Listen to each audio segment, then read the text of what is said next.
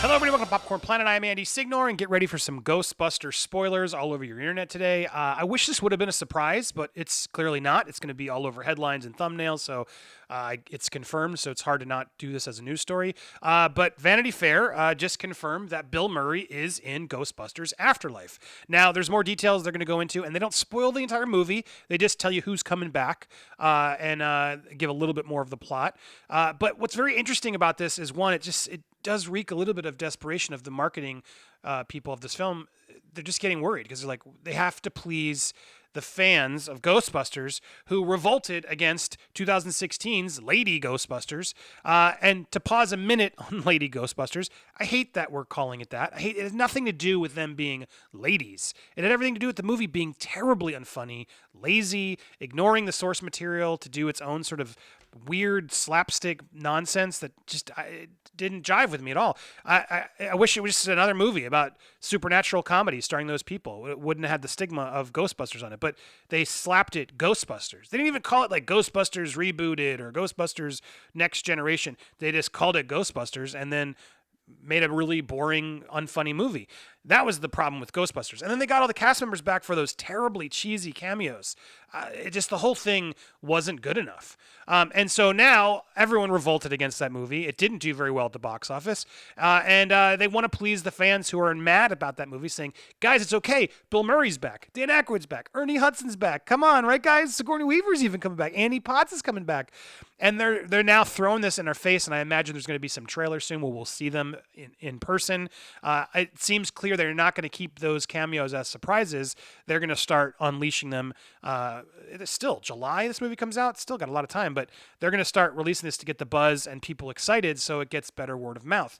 So that's what they're doing, but then what's interesting is they're playing both sides here. Now I'm going to go through this article but they make a big point to talk about, well, no, this film is filled with strong female characters. So people who liked that, the 2016 Ghostbusters, you'll like this too. They want to please everybody. And this could blow up in their face. The fact is, just stop like addressing either side is really what I'm sort of like. Just make a good movie. Stop telling me there's strong women in it. Just make strong women in a movie and let it speak for itself.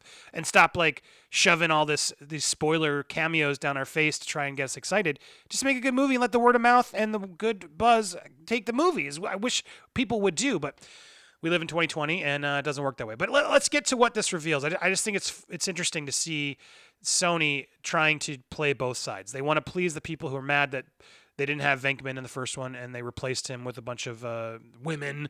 But now they're back. But then, but don't worry, we still have strong women in the movie. It's about a single mom and her daughter, 12-year-old scientist daughter. So she gets to wield the proton pack. Why are you setting up for failure again? It's like you're going to then anger all those people. I'm excited for this movie, to be clear. I don't care if male or female, but this is going to only prod people to come out of the woodwork and be like, oh, SJW garbage again. Look at Ghostbusters always trying to force identity politics into movies. Who cares? But it's just why don't give us the clickbait. Just don't give us the clickbait. Just make a good movie and stop patting yourselves on the back of, we put women in our movie and they're strongly written characters written by a man. It's just silly to me. But let's go through it. Maybe I'm overreacting. Watch this together. So they're in a soundstage and Murray tells one of the prop masters, do me a favor. Can you get a heavy prac, put it on Anthony? Let's have him wear it for a while. I don't think he understands exactly what it's like. Seriously? Asked the prop master. Yeah, Murray said seriously. Out of respect for spoilers, I can't tell you what's happening or even who's in the scene, but I can tell you we are in Canada for Afterlife. Murray has been just celebrated his 69th birthday, and he is determined to show a visiting journalist that busting doesn't always make you feel good. When you put on that gear, it's so uncomfortable. It's so heavy. Just to stand there with that weight on your back, tilting your spine, and rolling his eyes at the memory of from 36 years ago. And we wore them for a long time. So he goes on and does this whole piece about how he's going to have the guy wear the proton pack. Anyway, long story short, then he gets into the details of the script. Murray was definitely on set, as was Dan Aykroyd, Ernie Hudson, reprising their respective roles. Also visiting during those days was Annie Potts as Janine, Sigourney Weaver as Dana, Rick Moranis, who played Louis Tully, was largely withdrawn from performing, did not return. Exactly how they all come back and figure into this movie will be left till the July 10th release date. But obviously, Harold Ramis is not there, and Murray responded saying, "Well, we are a man down. That's the deal." And that's the story that we're telling. That's the story they've written. So they're going in. They continue. The film focuses. They said here the original Ghostbusters actors, or OGBs, original Ghostbusters, as they're known on the crew, all dropped by the Calgary set of Afterlife over the span of a week to shoot their parts. Each has a meaningful role in the movie, but they won't be the central heroes. So they're giving them. It sounds like Force Awakens is what they're trying to do here. Instead, the film primarily focuses on a family we haven't met before: single mom Callie, Carrie Coon, and her two kids, Trevor and Phoebe, Finn Wolfhard, and McKenna Grace, who move into a beaten-down farmhouse in Oklahoma only to discover, as the Ray Parker Jr. song, there's something strange in the neighborhood. Unexplained quakes, an old mining town that bears the name of Ivo Shandor, who built the Manhattan high-rise in the 1984 film that channeled the forces of evil. Paul Rudd is the local teacher who's been documenting the unexplained phenomenon and befriends Callie and her kids to help make the connection between the current weirdness and the events of 3 decades before. The new movie picks up 36 years after the marshmallow-drenched near-apocalypse that's known in Ghostbusters lore as Manhattan Crossrip. Reitman doesn't want to explain exactly how these new characters tie into the original story, but fans have noticed a resemblance that clearly the girl looks like Spengler's daughter, granddaughter, whatever. But he doesn't want to confirm that yet. But that's clearly what's going to happen. Before I ever thought I could make a Ghostbusters film, the image of a 12-year-old girl carrying a proton pack popped into my head and just wouldn't leave. Eventually, I knew who she was.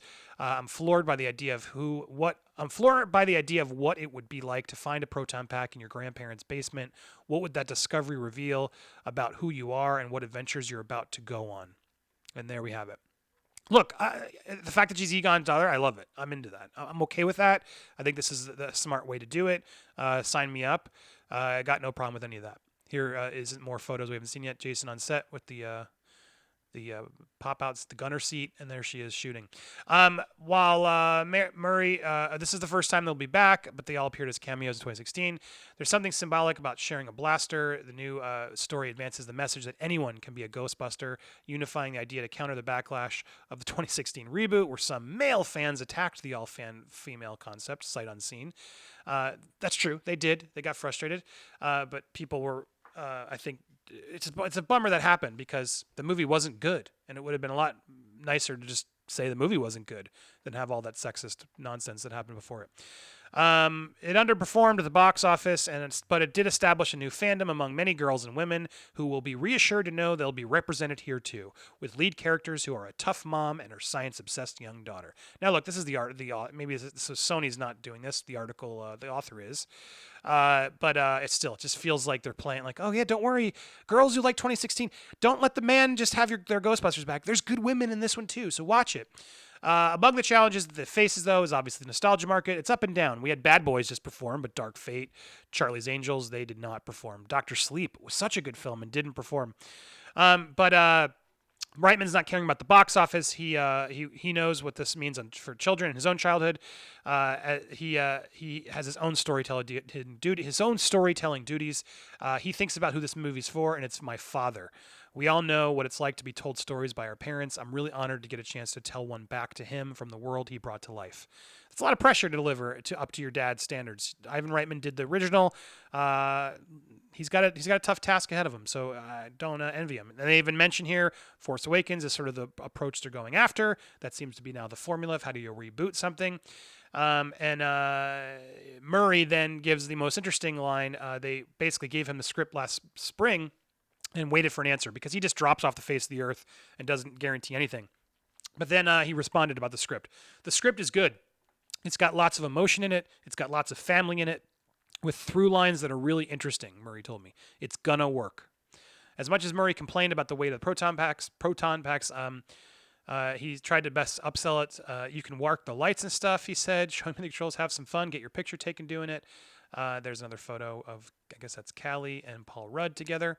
They have they talk about how they just sort of, anyway, he goes on the story about how it's actually a lot harder to use the proton pack and makes a big funny thing about it. And the reporter admits, yes, it's heavy as expected, but that's a pretty fun story that Bill Murray bullied him into wearing a proton pack for an hour on set, and got him to do it. And then after He just kept getting more excited, checking in at between shots. Your posture is already a little different than it was 20 minutes ago, looking satisfied. And then eventually, after a scene wrapped early, he went to go watch the Cubs game, but I'll wear it as promised. I'll write. And then my own Bill Murray story concluded with the only lie of our conversation. If you need me, you'll know where to find me. That's funny because no one ever knows where to find Bill Murray. But there you have it. That's the update. That's where we stand now with Ghostbusters. Look, I'm excited they're back and doing it the right way. If it's going to continue the universe, I want to see them be involved and pass off the proton packs as they did. This is a potential franchise without a doubt. Ghostbusters could have made more movies. Ghostbusters 2 isn't fantastic, but it was fun. I remember as a kid really enjoying it. There's no reason you can't have a franchise family supernatural movie. Like why not? It was a fun cartoon. You could absolutely continue chapters of this installment if you put together a team of cool people. Now, do I want to watch Kid Ghostbusters? No, not more than once. Not really. I mean, ask me again after it's over, I guess. But I'd much rather watch Paul Rudd as a Ghostbuster. So maybe he becomes one. Maybe the mom does. Maybe Dan Aykroyd joins them. Who knows? We'll find out in July when the movie comes out. But I am very intrigued. But it is interesting how Sony is just revealing it all. They're like, you know what? Screw it. Put it all out there. We want to make sure people aren't mad this time because we want to get good buzz and we want to have a success in our hands. But hey, ladies, don't worry. We have strong ladies in it too. So everybody's going to like it, right? We shall see. I'm going in open-minded. I'm positive on this. I hope we don't just hate it or continue bashing the 2016 one. It is what it is. Let's move on. Are you excited? Let me know in the comments down below. Hit me up. Lots more news dropping today that I'll be doing more videos on. And don't forget Nerd Wars tonight at 9 p.m. Thanks so much for watching. Be sure to subscribe and please engage. If you're watching, you got to this point, leave a nice comment. Just any comment, like, all that stuff. It helps the algorithm. Thanks so much, everybody. Have a good one. Bye.